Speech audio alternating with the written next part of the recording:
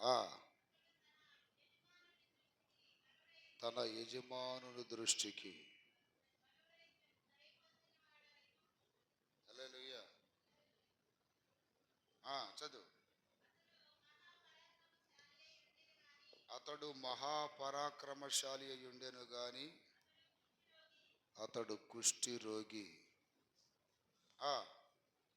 సిరియనులు సిరియనులు గుంపులు గుంపులుగా బయలుదేరి ఇశ్రాయేలు దేశము మీదకి పోయి ఇజ్రాయేల్ దేశం మీదకు పోయి ఉండిరి. వారచ్చట నుండి ఒక చిన్నదాన్ని చెరగొని తేగ అది నయమాను భార్యకు పరిచారము చేయుచుండెను.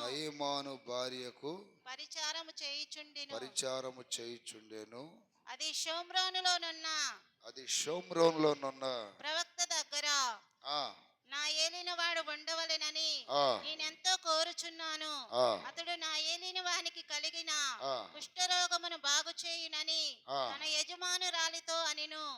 నయమాను రాజునద్దకు పోయి ఇశ్రాయేలు దేశపు చిన్నది చెప్పిన మాటలను అతనికి తెలియజేయగా సిరియా రాజు, నేను ఇశ్రాయేలు రాజునకు దూత చేత పత్రిక పంపించదనని ఆజ్ఞ ఇచ్చెను గనుక అతడు 20 మణుగుల వెండియు 1,20,000 రూపాయల బంగారమును 10 దుస్తుల బట్టలను తీసుకొని పోయి ఇశ్రాయేలు రాజునకు పత్రికను అప్పగించెను. చాలు. హల్లెలూయా చెప్పండి గట్టిగా.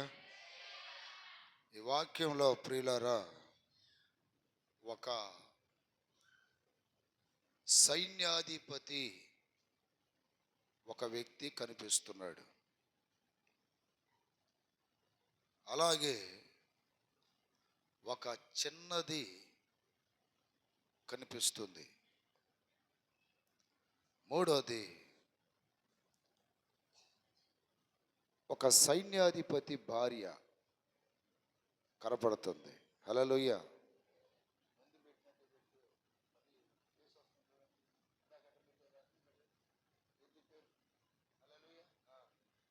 హల్లెలూయా.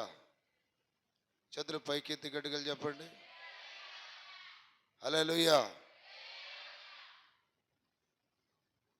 ఇక్కడ ఈ సైన్యాధిపతి అనే ఈ వ్యక్తి పేరు నయమాన్. ఏం పేరంట? నయమాన్. ఇతగాడు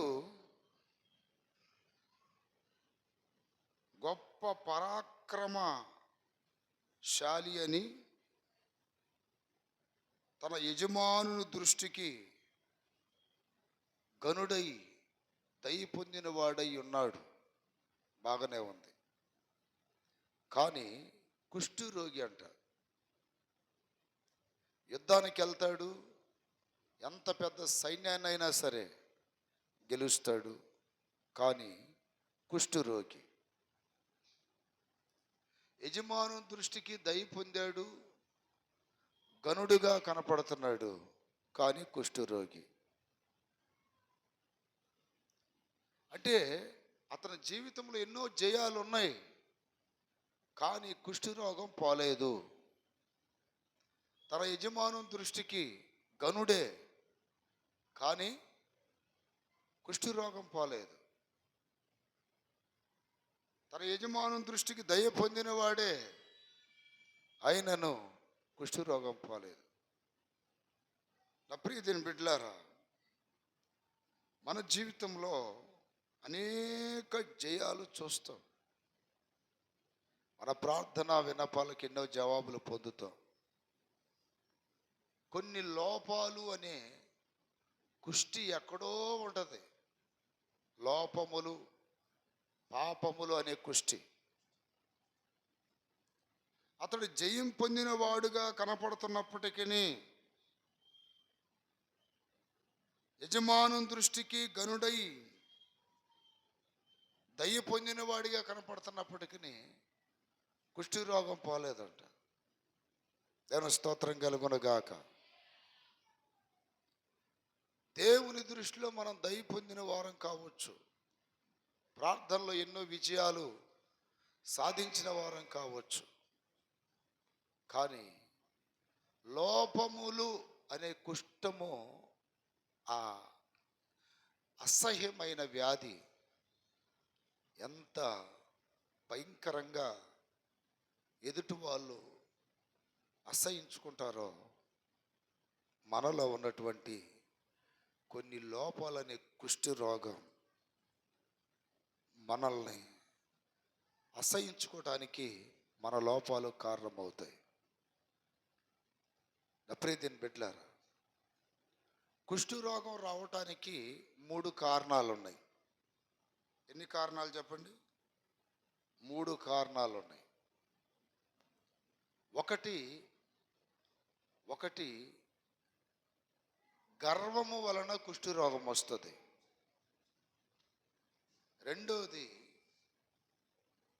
రెండోది ఏదైనా ఇతరుల మీద మనం సనిగినా గొనిగినా చెడుగా మాట్లాడినా ఈ కుష్ఠరోగం వస్తుంది. 2 విషయాలు మీకు చెప్తాను. సంఖ్యాకాండం 12వ అధ్యాయం 9-10 వాక్యాలు చదివితే, యెహోవా కోపము వారి మీద రగులు కొనగా ఆయన వెళ్ళిపోయిను. మేఘమును ఆ ప్రత్యక్షపు గుడారము మీద నుండి ఎత్తబడిను. అప్పుడు మిరియాము హిమము వంటి తెల్లని కుష్ఠము గలదాయను. మీకు అర్థమైంది? ఇక్కడ మిరియాము మీద దేవుడు కోపపడ్డాడు. దాని స్తోత్రం. మిరియాము మీద దేవుడు కోపపడితే, నేను అడిగినప్పుడు చెప్పండి, మిరియాకి ఏమొచ్చింది చెప్పాలి. చివరి వాళ్ళు చెప్పట్లా. దేవుడు కోపపడితే ఏమొచ్చింది? కుష్టి రోగం వచ్చింది. ఇప్పుడు ఈ నయమాన్ అనే వ్యక్తికి కుష్టి రోగం కలగటానికి గల కారణం ఏంటయ్యా అంటే, దేవుడు అతని మీద ఏం పడ్డాడు? కోపపడ్డాడు. దేవుడు కోపపడితే కుష్టి రోగం వచ్చిందంట. మోషే మీద సనిగారు, గొనిగారు, వేరుగా మాట్లాడారు. అవి మోషే వినలేదు. కానీ మోషేని పిలిచిన దేవుడు, మోషేని ఏర్పాటు చేసుకున్న దేవుడు వారన్న మాటలు విన్నాడు. వారన్న మాటలు విని దేవుడు కోపపడ్డాడు. ఎందుకు కుష్ఠరోగం వచ్చింది? దేవుడు కోపపడితే వచ్చింది.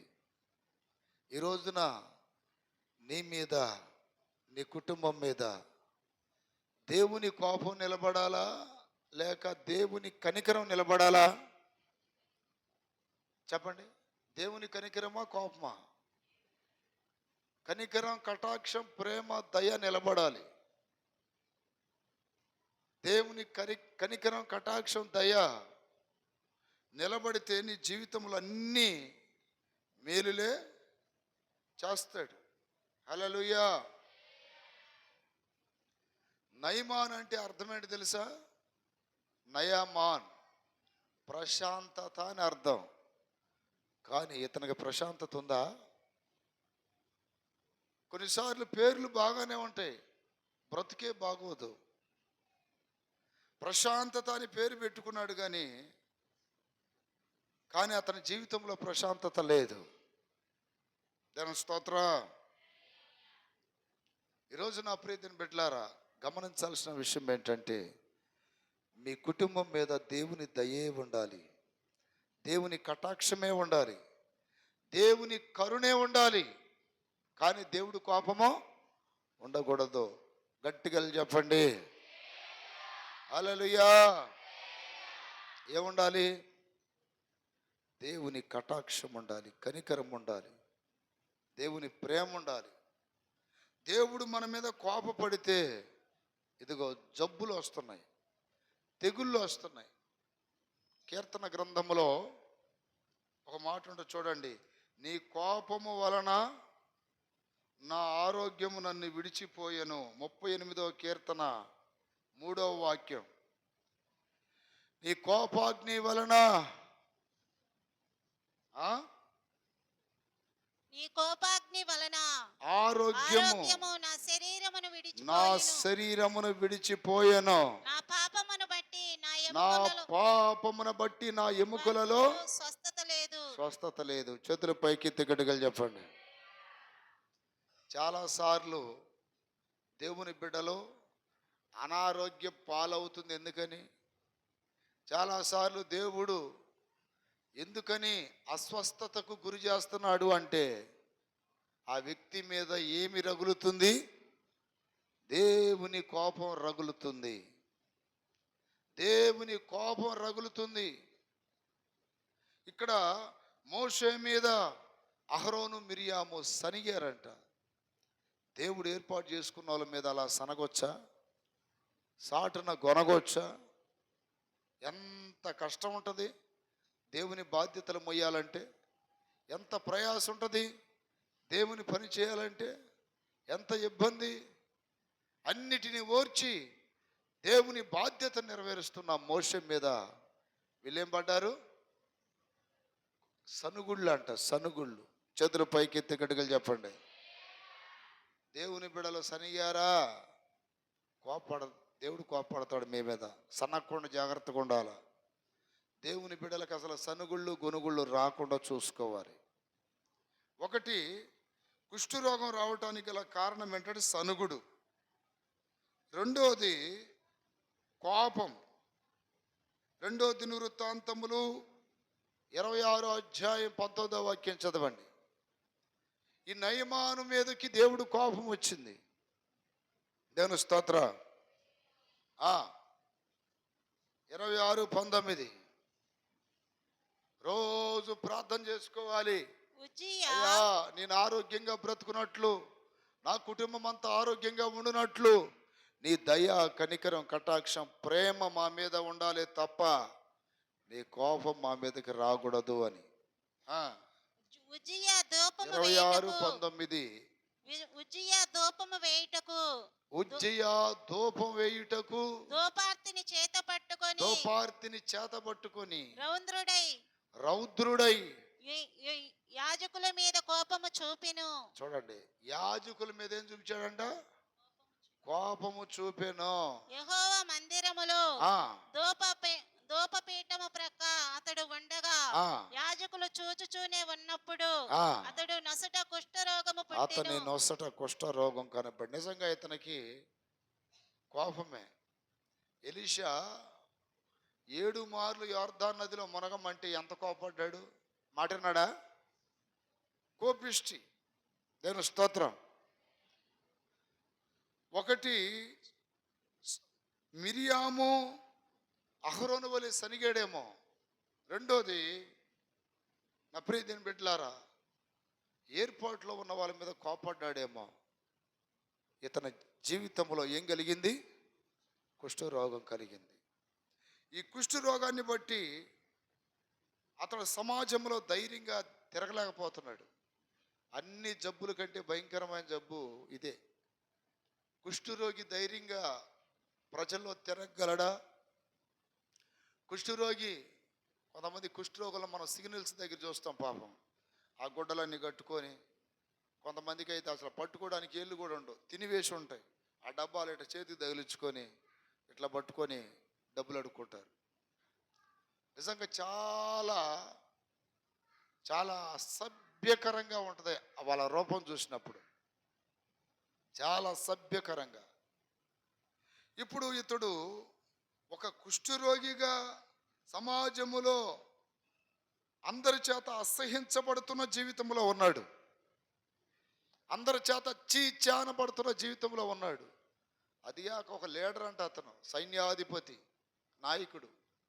ఆ సైనికులందరూ చేతరించుకుంటున్నారు. అలాగే అతను ఏ ఆఫీస్కి వెళ్ళిన అందరూ చీచీచి అంటున్నారు. ఒక పక్క జయం పొందాడు అనే ఘనత ఉంది, యజమానుడు దయదలిశాడు, దయ పొందుతున్నాడు, బాగానే ఉంది. కానీ జీవితంలో నా ప్రియదేవుని బిడ్డలారా, అతనికి ఈ కుష్ఠి రోగం చాలా అభ్యంతరంగా ఉంది.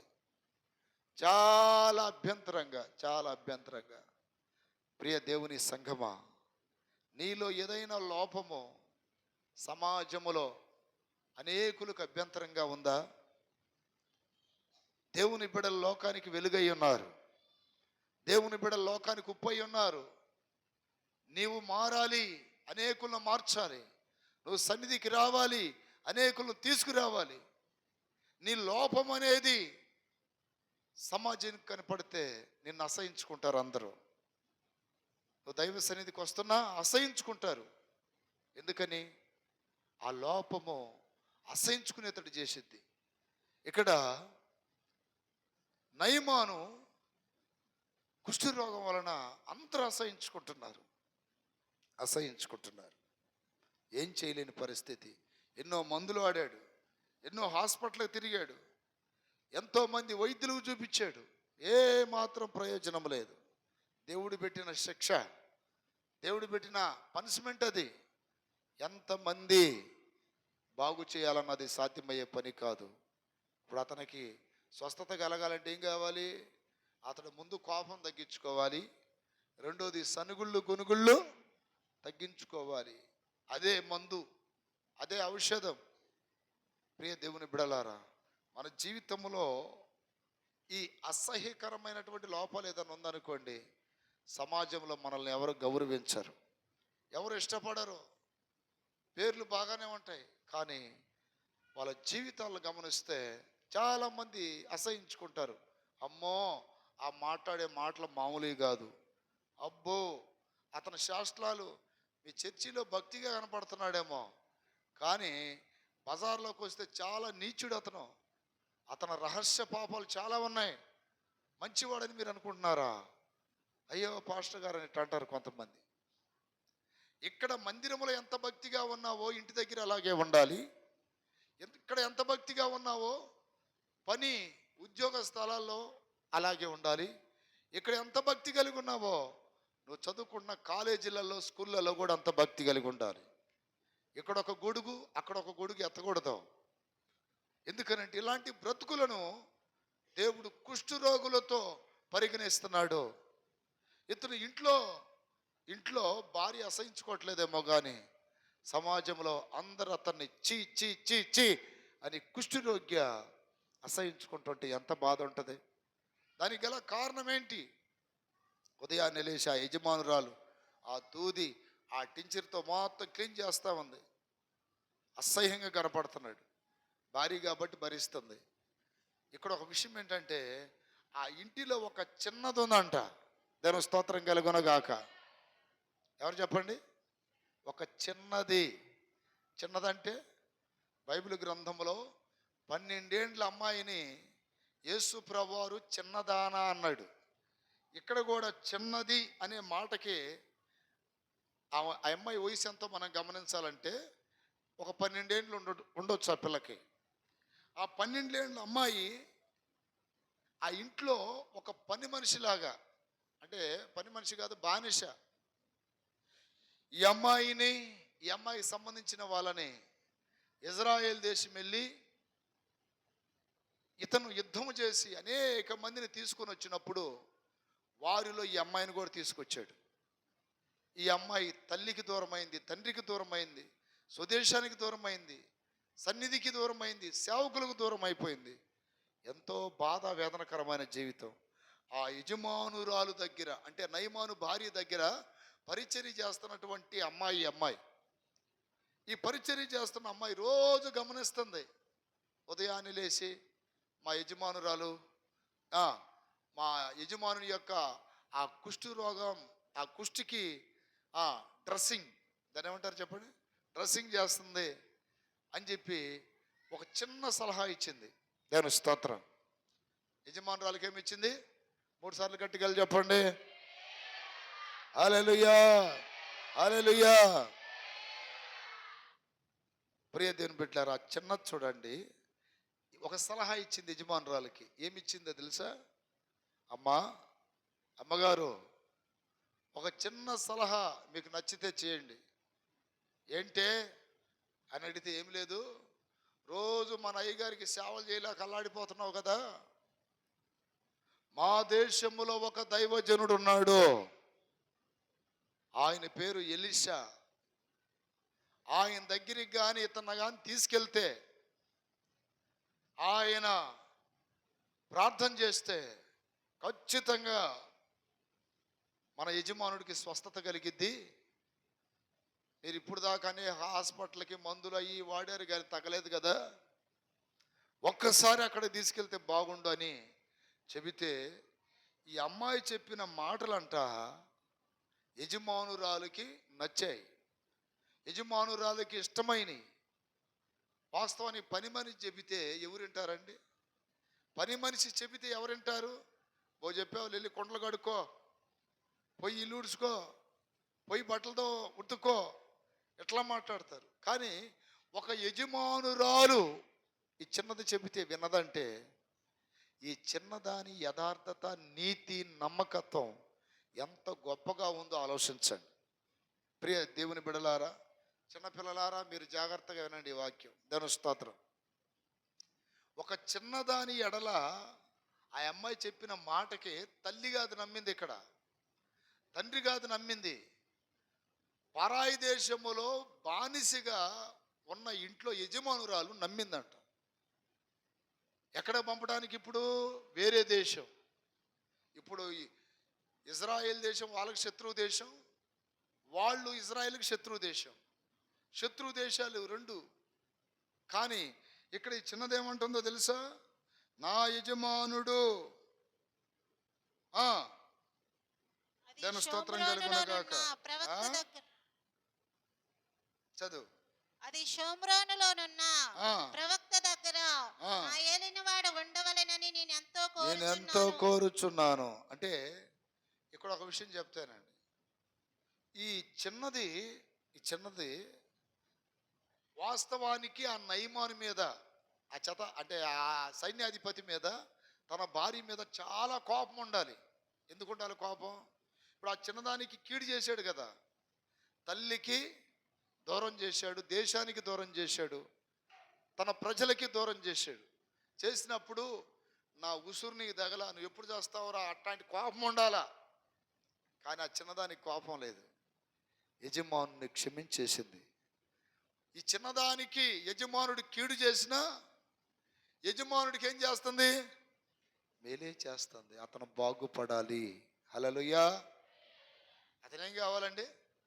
కొంతమందికి చూడండి, విపరీతమైన కక్ష, విపరీతమైన కుట్రాలు, అసూయలు ఉంటాయి. ఎవరైనా ఏదైనా కీడు చేస్తే వాళ్ళ ఇల్లు కూలిపోతే బాగుండు, వాళ్ళకి ఏదైనా జరిగితే బాగుండు, వాళ్ళ ఇంట్లో ఏదైనా దుర్వారు తినబడితే బాగుండని ఇట్లాంటి తలంపులు వస్తాయి. దేవుని బిడ్డలారా, ఆ తలంపులు దేవుని బిడ్డలకు ఎప్పుడు రాకూడదు. నీ శత్రువును క్షమించాలన్నాడు, నీ ఎడల తప్పిదం చేసిన వాళ్ళని క్షమించాలన్నాడు. మనసులో ఏం పెట్టుకోకూడదని చెప్తున్నాడు దేవుడు. ఎందుకనంటే ఆయన దుష్టులకు, దుర్మార్గులకు కూడా ఉపకారి. ఈ చిన్నది కక్ష పెట్టుకోవాల్సిన దానికి బదులు ఆ యజమానుడికి ఏం చూపిస్తుంది? దేవుని ప్రేమను చూపిస్తుంది. చేతులు పైకెత్తే గడ్డగలు చెప్పండి. హల్లెలూయా. ఒక ఆమె పాస్టర్ గారి దగ్గరికి వచ్చిందంట. దేవుని స్తోత్రం. పాస్టర్ గారి దగ్గరికి వచ్చి, ఏమండి పాస్టర్ గారు, వీడితో నేను పడలేకపోతున్నానండి అన్నదంట. వీడంటే మీ అబ్బాయి అమ్మా అని అడిగితే, లేదు మా ఆయనతో అన్నదంట. దేవుని స్తోత్రం. భర్తలను కూడా ఇంత గౌరవించే ఆడవాళ్ళు ఉంటారంటే గొప్ప చరిత్రే కదా.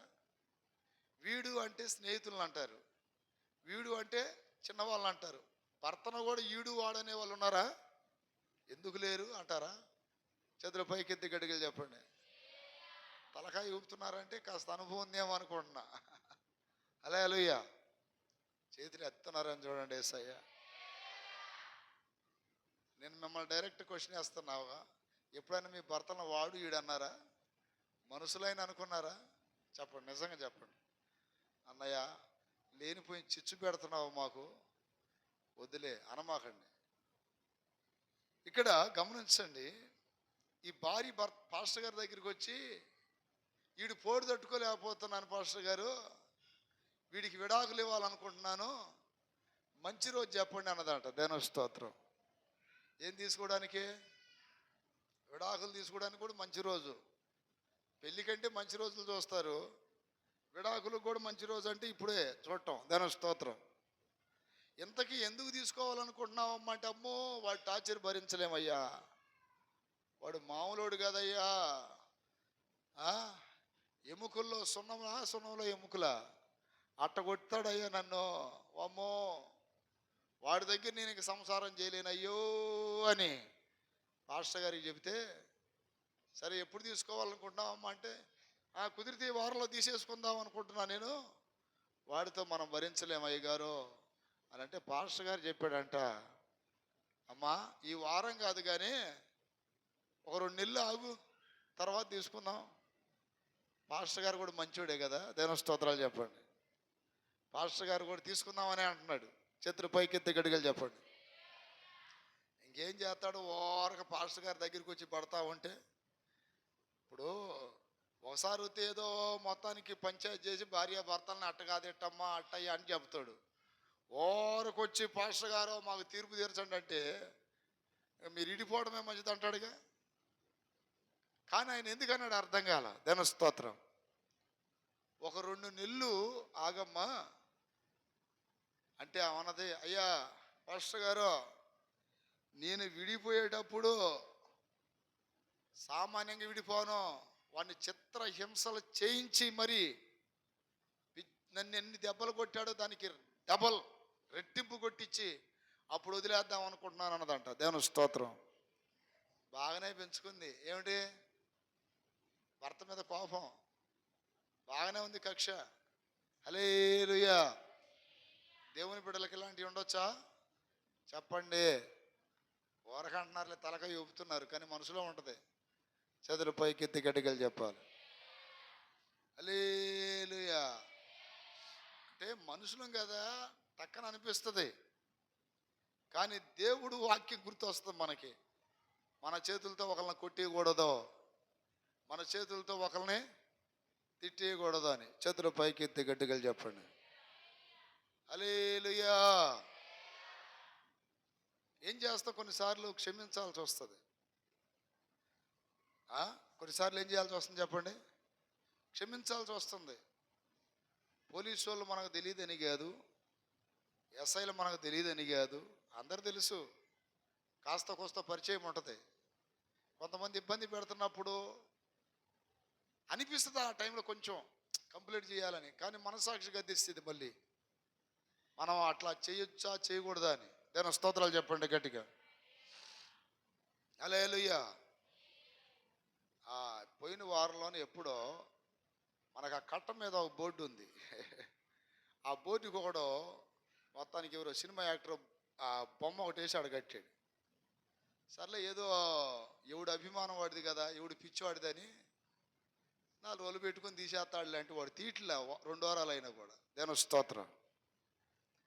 తీపోయాలక సర్లే ఇంక ఇక్కడ కొంతమంది పెద్ద మనుషులుగా ఉన్నోళ్ళు ఉంటారు, ఎవరో ఒకరు వాళ్ళకి చెప్తే, అన్న మేము తీసేపిస్తాం అది అని అన్నారు. కానీ వాళ్ళు చెప్పినా కూడా వినట్లేదంట. అప్పుడు నా దగ్గర ఆల్రెడీ సిఐ గారి నెంబర్ ఉంది, దేవుని స్తోత్రం. మేడికొండూరు సిఐ నెంబర్ ఉంది, తర్వాత గుంటూరు డిఎస్పి నెంబర్ కూడా ఉంది నా దగ్గర ఫోన్లో. దేవుని స్తోత్రం. కానీ అట్లాంటి మనసు వచ్చింది, కానీ మళ్ళీ వాడు అసలు ఎవడో ఏంటో టక్కన కంప్లైంట్ చేస్తాం. ఆ మధ్య కాకినాడలో కూడా ఎట్నే ప్రార్థనలు జరుగుతుంటే కొంతమంది వెళ్ళి దొమ్మిగా గొడవ చేశారని చెప్పి అది పెద్ద కేసు అయింది. అది సర్లే ఫోన్లో ఏది అనిపించింది. ఈలోపు అక్కడ దాకా ఎందుకులే కానీ ఎవరన్నా ఈ గ్రామంలో మన వాళ్ళు ఎవరన్నా చెబితే బాగుంటుందేమని ఒక పెద్ద ఆయనకి చెబితే, ఆయన అంతసేపు బతిలాడటం ఏందిరా, పీకి అవతల నొక్కకుండా బోర్డు అసలు దేవుడి చర్చలకు సంబంధించిన వాడికి అడ్డం పెట్టడం ఏందని ఆయన కూడా కొద్దిగా గట్టిగా మాట్లాడని తెలిసింది. మనోళ్ళు కూడా పీకి అవతల నూగుతామన్నా అసలు వాడిని బతిలాడేది ఏంది, వాడు మన ప్లేస్కి అడ్డం వచ్చి గట్టి అది ఇదని ఎంతమంది మన పక్కనే మాట్లాడుతున్నారు. ఇది వాడంతా ఒక పూట తింటే 2వ పూట గతి లేనివాడు అది ఇదని ఏదో అన్నారు.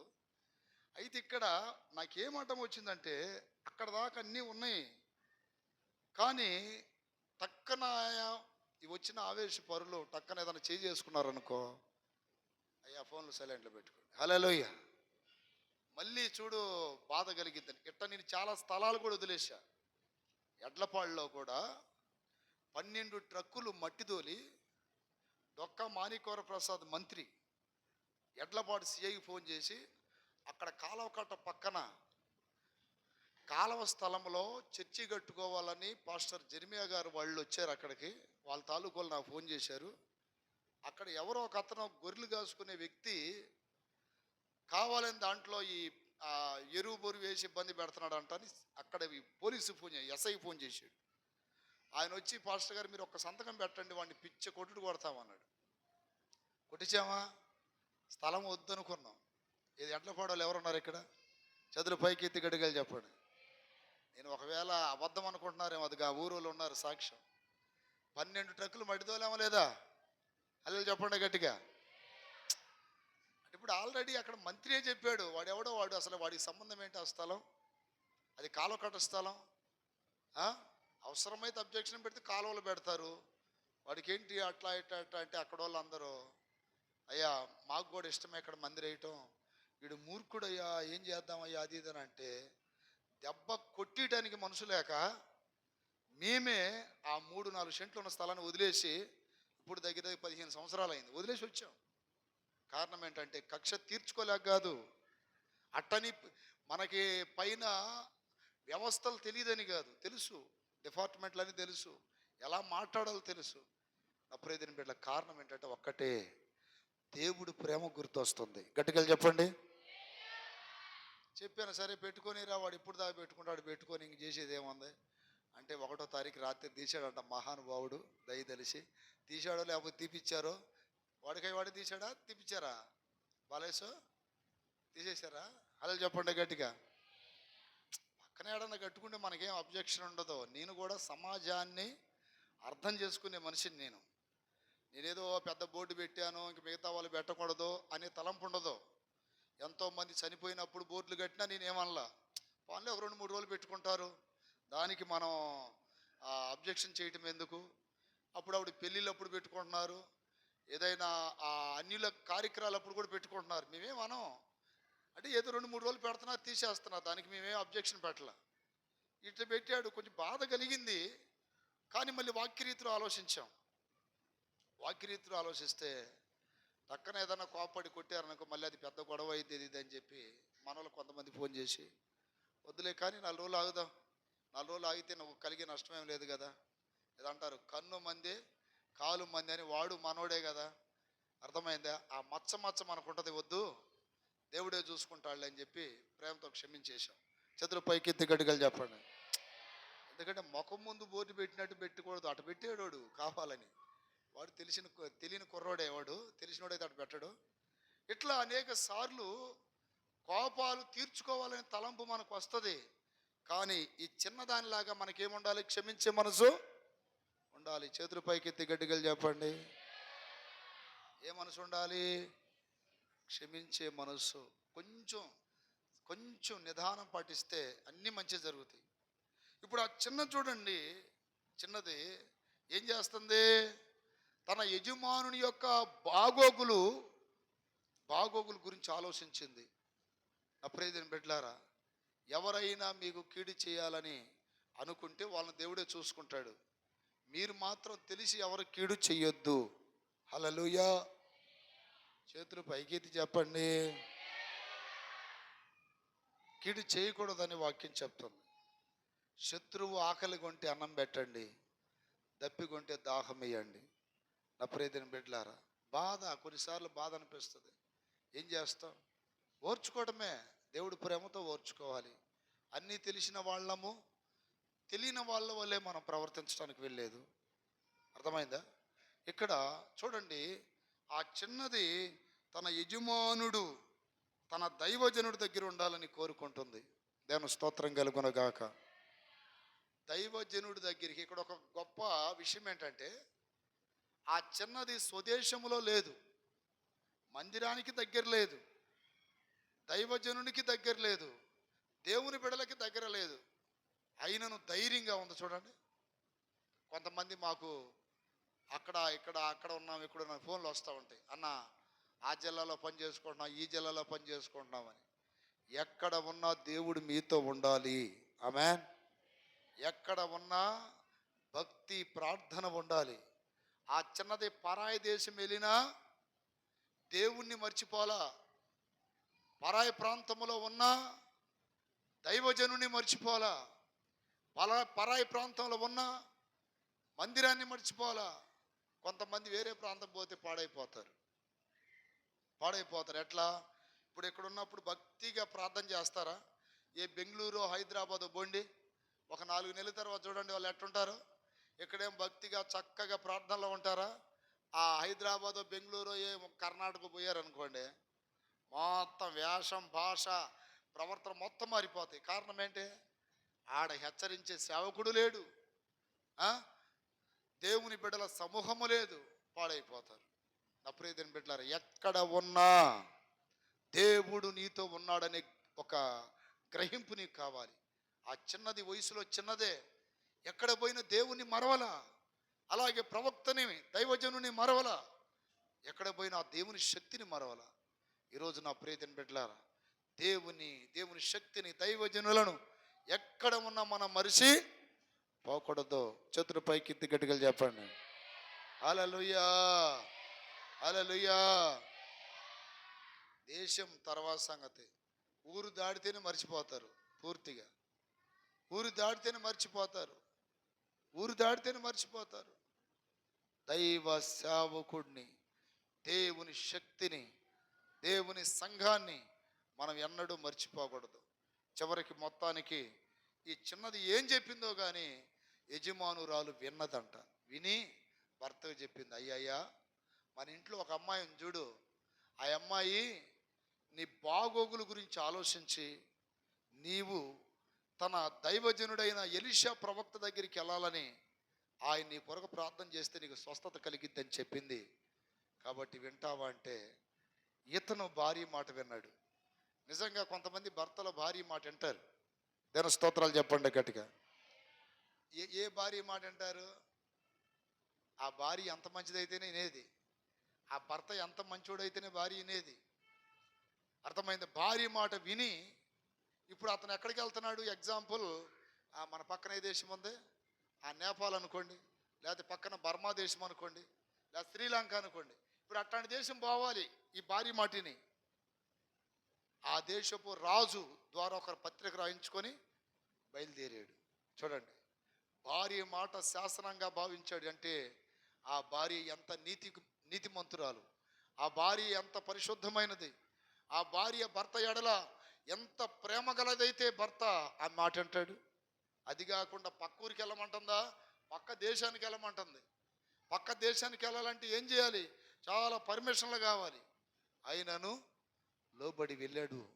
అక్కడికి వెళ్ళాడు, ఎలీషా దగ్గరికి వచ్చాడు. ఎలీషాకి విషయం చెప్పగానే యోర్దాను నదిలో మునగమన్నాడు. నేను మునగనని అలిగిపోతున్నాడు. మరలా ఒక దాసుని మాట ద్వారా లోబడ్డాడు, మునిగాడు, స్వస్థత పొందాడు. దేవుని స్తోత్రం కలుగునుగాక. చిన్నదిచ్చిన సలహాకి అతని జీవితంలో ఉన్న కుష్ఠరోగం మొత్తం పోయిందా లేదా? ఈ రోజున మీరు ఎంతమందికి సలహాలు ఇస్తున్నారు చెప్పండి? మీరు పని దగ్గరికి వెళ్ళినప్పుడు ఎప్పుడైనా దేవుడి గురించి మాట్లాడుకుంటారా? అయి కాదు, ముచ్చట్లో ఈ ముచ్చట్లో ఇంకో ముచ్చట్లు కూడా ఉంటాయి. ఈ మధ్య నర్సరావుపేట సంఘంలో ఒక అబ్బాయి గురించి పేరు చెప్పను కానీ వాళ్ళ భార్య ఏదో వెళ్ళిపోయిందంట.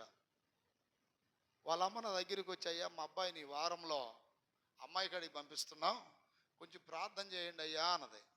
నేను అన్నాను, అమ్మ ఒక్కడనే పంపొద్దులే, 4 రోజులు మీరు కూడా ఉండిరండి అక్కడ అంటే, లేదయ్యా మన దగ్గర మా తోడుకోళ్ళలో మా మరిది వెళ్తున్నారులే అది అన్నది.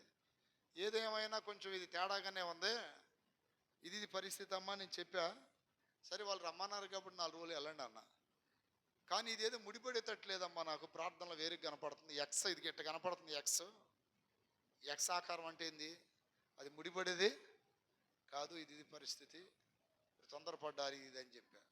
కానీ మొత్తానికి అక్కడికి వెళ్ళిన తర్వాత నా ప్రియమైన బిడ్డలారా ఏం జరిగింది తెలుసా? ఈ అబ్బాయి వెళ్ళిన తర్వాత ఆ అమ్మాయి అంటుందంట, నిన్ను చేసుకోకముందు నాకు ఒక ప్రియుడు ఉన్నాడని చెప్తుందంట. దేవుని స్తోత్రం. ఆ, ప్రియుడు అదొక గొప్పతనం అన్నమాట. నాకు ప్రియుడు ఉన్నాడు. హల్లెలూయా. ఎవరున్నారు చెప్పండి? నిన్ను పెళ్లి చేసుకుంది నాకు ప్రియుడు ఉన్నాడు. ఇట్లాంటి తిక్కల పిల్లలతో ఎట్లా యాగాలి చెప్పండి? సరే ఉంటే ఉన్నాడు అనుకోండి పెళ్లి కాకముందు, ఇప్పుడు చెప్పాలంటావా అవన్నీ? ఆ మాట చెప్పగానే వాడు ఏం చేశాడు? తల్లి ఫోన్ చేశాడు. ఇప్పుడు కొన్ని కొన్ని పనుల దగ్గరికి వెళ్ళినా ఒంటరిగా ఉన్న చెప్పుకునే సోది ఏంటి? దేవుడి మాటలు కాదు. ఇదిగో ఈ సోదులు చెప్పుకుంటున్నారు. ఇట్లాంటి మాటలు దేవుని బిడ్డలకు రావచ్చా? నాకు వాళ్ళు ఉన్నారు వీళ్ళు ఉన్నారంటే ఏంటయ్యి? ఆ పద్ధతులు ఏంటి అసలుకి? యవనస్తులారా జాగ్రత్త, మీ కొంప గొలుచుకుంటారు. ఇక్కడ ఇశ్రాయేలు చిన్నది, ఈ చిన్నది దేవుడి మాటలు చెప్పింది కానీ పనికిమాలిన మాటలు చెప్పలేదు. ఆ దేవుడి మాటల వలన ఒక దేశానికి అధిపతి అయిన వ్యక్తి బాగుపడ్డా లేదా? ఈ రోజున దేవుని మాటలు అనేకులను బాగు చేస్తాయి కానీ నీ సొంత డబ్బాలు చెప్పమాకండి, అవి ఎవరిని బాగు చేయవు. ఎక్కడికి వెళ్ళినా ప్రభు గురించి మాట్లాడండి. ఏదైనా కాస్త కోస్తో దైవ సేవకుల్లో మంచి ఉంటే అది మాట్లాడండి. దేవుని స్తోత్రం. ఏదో ఒక విధముగా సన్నిధికి నడిపించే విధముగా మీరు ప్రయత్నం చేయండి. వేరే వేరే వేస్ట్ మాటలు మాట్లాడమాకండి. వాళ్ళ గురించి, సినిమా యాక్టర్ల గురించి, రాజకీయ నాయకుల గురించి, వీళ్ళందరి గురించి ఎందుకురా నీకు? నేను రక్షించిన దేవుడి గురించి మాట్లాడమంటే ఈ వేస్ట్ మాటలన్నీ ఎందుకు నీకు? కొంతమంది ఎచ్చులు ఇది ఇట్లాంటి మాటలు, నాకు లవర్ ఉన్నాడు, నాకు లవర్ ఉంది, అయ్యి ఉంది, ఇయ్యి ఉంది. హల్లెలూయా. ఇప్పుడు ఇంక వాడు జీవితాంతం ఆ మాట కడుపులో పెట్టుకుంటాడా లేదా? కడుపులో పెట్టుకుంటాడా లేదా? కడుపులో పెట్టుకుంటాడు. రోజు తనులేక ఇక పెళ్ళైనా కూడా. అందుకని నోరు జాగ్రత్త. ఏం చేయాలి చెప్పండి? నోరు జాగ్రత్త. నోరు జాగ్రత్త. నీ నోట్లో నుండి దాటిపోయిన మాటకు నువ్వు బానిస అవుతావు, కానీ ఆ మాట లోనే ఉంటే అది నీకు బానిస అవుతుంది. అందుకని మాట్లాడేటప్పుడు ఆలోచించి మాట్లాడాలి. నోరు జారావా తీసుకోలేవు, కాలు జారితే తీసుకోవచ్చు. దేవుని స్తోత్రం. చివరికి చిన్నదాని వలన ఒక దేశానికి అధిపతి అయిన వ్యక్తే బాగుపడ్డాడు. దీంట్లో ఉన్న నీతి ఏంటంటే, ఎక్కడ ఉన్నా దేవుణ్ణి జ్ఞాపకం చేసుకుంటూ దైవ సంఘాన్ని, సేవకులను జ్ఞాపకం చేసుకుంటూ ఉండాలి. రెండోది, కోపము, గర్వము, అహంకారం అనే ఈ క్రియల వలన, ఈ సనుగుళ్ళు వలన దేవుని కోపం రగిలే ప్రమాదం ఉంది. దేవుని బిడలారా, అతను దేశానికి విజయం కలుగు చేశాడు కానీ అతనికి ఏం లేదు? విజయం లేదు. అతని జీవితానికి విజయం లేదు. కుష్ఠరోగి, అందరూ అసహించుకుంటున్నారు. కానీ ఈ అసహ్యకరమైనటువంటి జీవితాన్ని మార్చింది ఎవరయ్యా అంటే ఆ చిన్నది. దేవుని స్తోత్రం. ఒక చిన్నదాని చరిత్ర దేవుడు బైబిల్లో రాయించాడంటే ఎంత గొప్ప విషయం అండి. బైబిల్ గ్రంథములో తప్పు చేసిన వాళ్ళ గురించి రాశాడు, అలాగే మంచి చేసిన వాళ్ళ గురించి కూడా రాశాడు. ఈ మధ్య కొంతమంది బైబిల్ అర్థం కాని క్రైస్తవ వేతరులు, విరోధులు ఆ బైబిల్ బూతుల పుస్తకం అది ఉంది అంటారు. నిజంగా చెప్పాలంటే బైబిల్లో బూతులు లేవు. ఆ తప్పులు చేసిన వాళ్ళని దేవుడు ఎత్తిపడి చూపించి మాట్లాడాడంతే. దేవుని స్తోత్రం. అంటే ఆయన ఎవరిని కప్పుకోలే. ఆయన తప్పు చేసిన వాడిని, ఇప్పుడు లోతు కూతురులతో తప్పు చేశాడని ఉంది, ఎత్తిపడి రాశాడు. నీతిమంతుడే కానీ మత్తులో ఉండటం వలన పాపం చేశాడు. దావీదున్నాడు, యథార్థవంతుడే కానీ ఒక సైనికుని భార్యతో పాపం చేశాడు, అతన్ని చంపేశాడు. వాళ్ళ తప్పులన్నీ రాశాడు దేవుడు. మనుషులే కానీ రాసుంటే, మనుషులు ఎప్పుడైనా డైరీలలో మంచి రాసుకుంటారా, చెడు రాసుకుంటారా చెప్పండి? మంచిగా రాస్తారు, చెడు రాయరు. నేను ఆడ తప్పు చేసి ఏడు తప్పు చేసిన ఎవడు రాస్తాడు? ఎవడు రాయడు. అతను కలిగిన కష్టాలు, బాధలు, ఇబ్బందులు అవి రాసుకుంటాడు అంతే. దేవుని స్తోత్రం. మనుషులు రాసింది అయితే బైబిల్ అవన్నీ ఉండవు. దేవుడే రాశాడు కాబట్టి సర్వలోకానికి న్యాయాధిపతి కనుక ఆయన తప్పులు రాశాడు, ఒప్పులు రాశాడు. దేవుని స్తోత్రం కలుగునగాక. అప్రియదేని బిడ్డలారా, పరిశుద్ధ గ్రంథము బైబిల్, ఈ బైబిల్లో రాయబడిన అన్నీ కూడా పరిశుద్ధాత్మ దేవుడే దైవ సేవకులను, కొంతమంది భక్తులను ప్రేరేపించి రాసిన గ్రంథం ఇది. కాబట్టి ఈ విషయాలు మనం గ్రహించాలని ప్రభు పేరట మనం చేస్తున్నాను. అందరు పైకి లేచి నిలబడండి. అన్ని విషయాల్లో విజయం ఉన్న ఏదైనా లోపాలుంటే మనం సరిదిద్దుకోవాలి. త్వరగా త్వరగా పైకి లేచి నిలబడి, అయ్యా ఆ నయమాను వలె నేను విజయం పొందిన వాడిని కావచ్చు, యజమానుడైన నీ దయ పొందిన వాడిని కావచ్చు, నాలో ఆ కోపము, గర్వము, ఆ సనుగుళ్ళు గొనుగుళ్ళు అని ఏమైనా కుష్ఠరోగం ఉందా, నీ రక్తముతో కడగండి, శుద్ధి చేయండి, యోగ్యమైన మనస్సు దయచేయండి. ఇదిగో మే నెలలో ఒకవేళ లోపాలు ఉండొచ్చేమో, ఈ జూన్ మాసంలో ఆ లోపాలు ఉండకూడదు నీకు. అవి కడగమని, శుద్ధి చేయమని అడగండి. కుష్ఠరోగి అడుగుతున్నాడు, నీకు ఇష్టమైతే నన్ను శుద్ధినిగా చేయగలవు. ప్రైజ్ అలాడ్, ప్రైజ్ అలాడ్, ప్రైజ్ అలాడ్. చిన్నదానికి కోపం లేదు. ఈ యజమానుడు నా తల్లికి తండ్రికి నన్ను దూరం చేశాడు అనే ఆ చెడ్డ సాక్షి యజమానుని గురించి కానీ యజమానురాలు గురించి కానీ ఎక్కడ చెప్పలేదు. కారణం ఏంటి? మంచి మనస్సు, మంచి మనస్సు. ఆ చిన్నది చెప్పిన మాటలు ఒక దేశానికి సైన్యాధిపతినే బాగు చేసిందంటే ఆ బిడ్డకి ఎంతగా దేవుడు తోడై ఉన్నాడో గమనించండి. ప్రియ దేవుని బిడ్డలారా, క్షమించే మనసు కావాలని, క్షమించే మనసు కావాలని దేవుడు చెప్తున్నాడు. క్షమించే మనసు కావాలని దేవుడు చెప్తున్నాడు. హల్లెలూయా, హల్లెలూయా.